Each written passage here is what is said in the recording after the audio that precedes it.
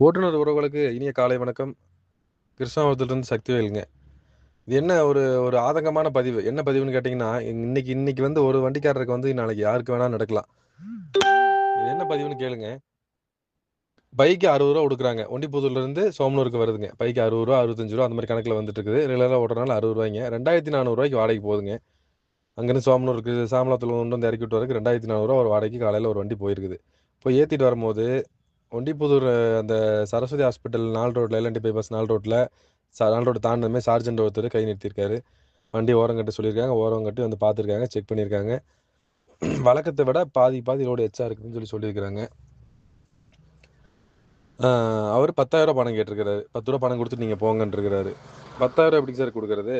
ரூ. 2 ரூபா 3 ரூபா ஒரு 500 1000 கொடுத்துக்கலாம் சார். 2 ரூபாய்க்குள்ள கொடுக்கலாம் சார். 10,000 வந்த வாடகை ரூ. 2400 தாங்க அப்படின்னு சொல்லி நம்ம ஓட்டுநர் உறவு வந்து அவங்க கூட கொஞ்சம் வாக்குவாதத்தில் ஈடுபட்டு ஃபைனலாக என்ன பண்ணணுங்கிற அப்படிங்கிற மாதிரி ஒரு ஒருமையில் பேசியிருக்கிறாரு. ரூ. 10,000 ஃபைனலாக கொடுன்னு இருக்காங்க. கடைசியில் ரூ. 10 பேசி சரி ரூ. 5 கொடுத்துட்டு போன்ருக்காங்க. இவர் ரூ. 2 கொடுத்துருக்காரு. ஏன்டா அவ்வளோதான் இருக்குதுங்க சார், டீசலுக்கு தான் வச்சிருக்கிறேன், பரவாயில்ல இந்தாங்கன்னு கொடுத்துருக்காரு.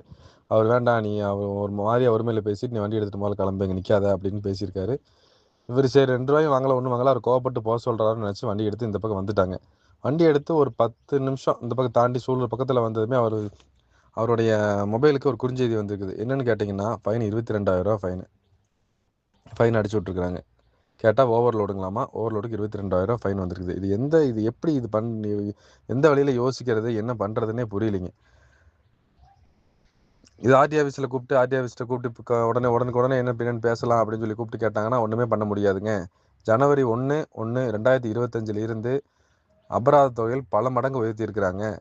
ஹைட் லோடுக்கு அந்த வண்டி ஆர்டிஓ அனுமதிக்கப்பட்ட எடையை விட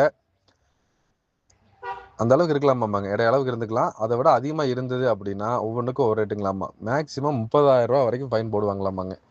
ஃபைன் வந்து 30,000 வரைக்கும் வரும் அப்படிங்கிறாங்க. இப்போ 2,400 வாடகை போயிட்டு 22,000 கட்டும் போது இது எதை வச்சு நம்ம யோசிக்கிறது, என்ன பண்ணுறதுன்னு ஒன்றுமே புரியல. அவர் காலங்காத்தால ஞாயிற்றுக்கிழமைக்கு ஒரு நாள் ரெஸ்ட் எடுக்கலாம்னு நினச்சிட்டு இருந்திருப்பாரு. சரி போனால் ஒரு வாடகையாச்சேன்னு போயிருக்காரு. இப்போ 22,000 ஃபைன் போடும்போது ஆர்டிஓவில் கூப்பிட்டு கேட்கும்போது ஒன்றுமே பண்ண முடியாது. நீங்கள் பார்த்து இருந்துக்கங்க, ஃபைன் கண்டிப்பாக வருங்க. பொல்யூஷனுக்கு 10,000 டிரைவிங் லைசன்ஸுக்கு 6,000, ஓவர்லோடுக்கு 30,000. இது எந்த வண்டியாக இருந்தாலும் சரிங்க, ஈச்சர் எதாக இருந்தாலும் டன்னேஜை பொறுத்து 30,000. சின்ன வண்டிக்கு எல்லாத்துக்கும் 30,000. இப்படி போடும்போது இது எப்படி போய் முடியும் அப்படிங்கிறது தெரியல. அவர் ஆதங்கத்தில் என்ன சொல்கிறாரு, நான் பையிலோடு இறக்கி விட்டுட்டு நான் ரோட்டில் நிறுத்தி நான் வண்டியை கொளுத்த போகிறேன், ஏதோ ஒன்று நடக்கட்டும். 22,000 நான் 1.5 மாதம் டியூ, நான் இன்சூரன்ஸே 17,000 இன்சூரன்ஸ் கட்டிட்டு இருக்க தோஸ்துக்கு 22,000 போட்டால் நான் எதை வச்சு நான் கட்டுறது அப்படின்னு ரொம்ப ஆதங்கப்படுறாரு. உறவுகள் வந்து இது ஒரு